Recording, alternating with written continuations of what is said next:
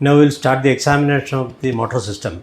Before we start examining the patient, the first thing is you should introduce yourself to the patient, and also you should ask permission, and you are supposed to tell the details that you are going to do. That is very important. Okay. So motor system examination, mainly you have to see the bulk of the muscle. First point is bulk of the muscle. Bulk you assess means the nutrition of the muscle. So this is mainly assessed by inspection, then measurement. Measurement usually will start from a bony prominence, and then you have to see the main bulk of the muscle. Here I am getting the bulk of the muscle, these 2 points. Then I will mark with a pen. I will mark with a pen here, and I will use a tape to measure. So after that you have to use a tape and measure, and you have to write. And this you have to compare both sides. Okay, here also from a bony point up and then down. Okay, you will measure it. This usually will helpful to differentiate between UMN and LMN. In LMN there is significant wasting. Okay. Whereas in diseases like malnutrition or chronic parenchymal diseases of the body, like cardiac failure, you will get cachexia. That means wasting of almost all muscles. There you will not see a difference. Okay. Then lower limb also, from a bony point around the knee joint, you will mark 2 points, usually at the site of maximum bulk of the muscle. Then you will measure correspondingly the same distance in points. You will measure and compare.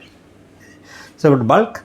Other areas you can also observe in muscular dystrophy, like you can see a hollowing of the temporal area, temporalis muscle wasting like this. So that pattern and the site, temporal area, temporalis muscle wasting like this. So that pattern and the site will help us to see what type of the disease and how much it is produced wasting.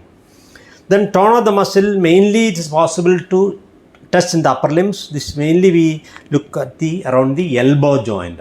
First you will see slowly the movements, then you will use the velocity dependent type to differentiate from the spastic and rigid type. Extrapyramidal disease, especially Parkinsonism, uniformly all the groups of muscle will be having increased tone. That is what we call rigidity. Whereas in pyramidal lesion, spasticity will be there. So it has got only a group involvement, not entire limb involvement. Here distally also you can assess the tone by pronation, supination, and also around the wrist joint also you can test. Okay. Then same thing you can do in the lower limb. Can you just keep the to that side? Yeah. Right now. Here actually you can roll the lower limb like this, so that you can see the mainly the rotators of the hip, and also you can do movements around the knee joints. Okay. So this also will help us to say what is the type of the increase in the tone, hypertonia, and which group you are getting resistance. Okay. If the patient is very well built, obese may be difficult. There only this movement will help us to say what is the tone, is it increased or decreased. But other signs will help us to add to this point and say what is the type of the lesion. Okay. Now reflexes. Reflexes mainly we will be asking to demonstrate the elbow or the knee. But there are other reflexes as well. First you will see the elbow. You will palpate the tendon of the biceps, and then you will strike. And you will see a movement with pronation as well as flexion of the joint. And some patients even the finger flexion also will be readily seen. The other side also you see. Always compare on both sides. See, there is a contraction, good contraction, there is a flexion, and also there was a slight pronation. Okay. Then the deep tendon reflexes, triceps, first demonstrated biceps, then the tricep. There actually you should support the limb and then strike here. Side, just present, that's all. This side, just present. So the grading is same. Absent, present, brisk, very brisk, clonus. Like that it goes.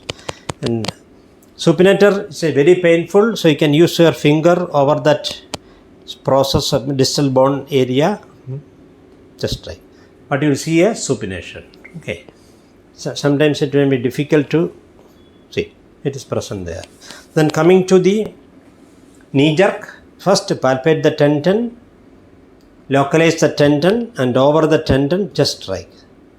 That's all. So the movement should be from the wrist. So both sides. Okay. Then the angle, ideally you should keep the limb over the court, and you can keep it over the other limb or like this and give a traction. You should not do it. You keep it simply. You should hold it. Now the patient should not do it. If the patient is doing it, finish. You will not get it. You will get multiple strikes then. You please relax. See.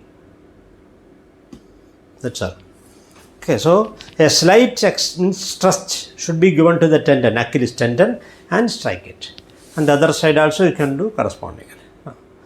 Then the most important one is the plantar response, superficial reflex. So in that plantar response, you will keep the limb slightly lateral rotated and fix just above the ankle, fix the limb, and then this is a nociceptive reflex. So pain and pressure is the policy.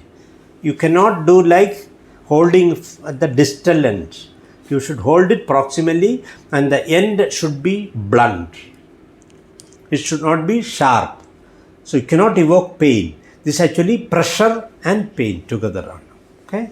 So this is mainly it's a pressure reflex. See, the reflex is, you can see the response, flexor response. But when there is an upper motor neuron pyramidal type lesion, you get an extensor response of the big toe and fanning out of the other toes. That's what it is. Once you get the reflex, you should stop it. No need to come from the lateral, means lower part to the, because this is a very unpleasant reflex elicitation. So just to touch it within 1 centimeter, most of the time you will get it. That's all. The other side also, you can just touch and see the response. That's all. Means this is a pain and pressure reflex. Okay. So in pyramidal tract lesions, you will get upgoing plantar. Okay, upgoing plantar. The other areas, if the reflex zone is large, simply when you press over the shin, you can get the same response. Or squeezing the Achilles tendon, you can get the response. Or even just drawing a line over the dorsum of the foot, that also can produce response. Or you can circular lesions around the malleoli, especially lateral, you can get a response. All these are with certain European names. If you want to mug up, you can mug up all the names, and you can then, and squeezing the tendon, squeezing the muscle, that also can produce a extensor response. These are demonstrable only when the reflex zone is big. Only when the reflex zone is big. That's all. Okay. These are other ways of demonstrating plantar. And each reflex you are supposed to tell the root value, and you should know how to elicit it. That's all. Thank you.